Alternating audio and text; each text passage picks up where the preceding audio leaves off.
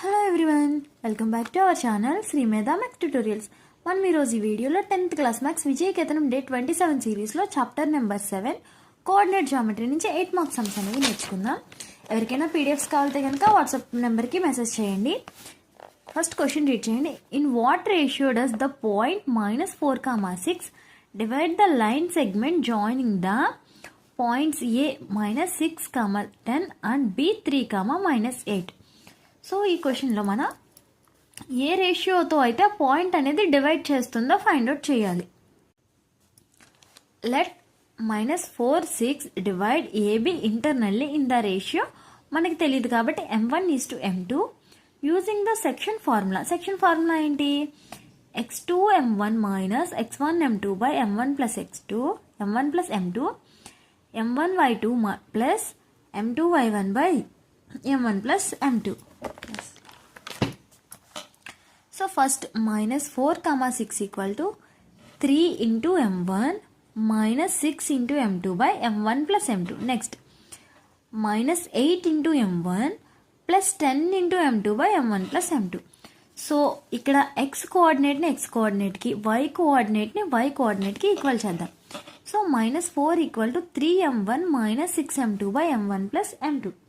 Cross multiplication చేసుకుంటే -4 into m1 plus m2 equal to 3m1 minus 6m2.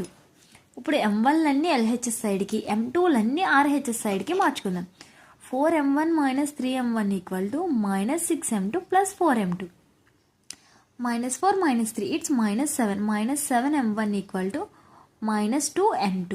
So 7m1 equal to 2m2. Minus cancel.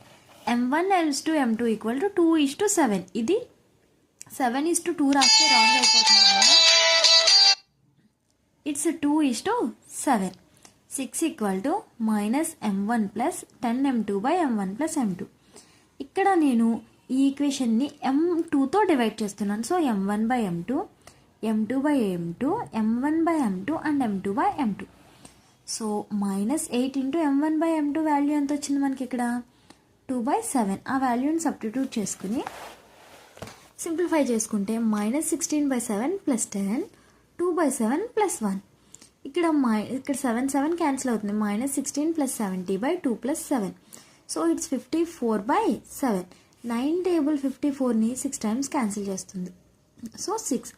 Therefore, the point -4,6 divides the line segment joining the points A -6, 10 and B 3, -8 in the ratio 2:7.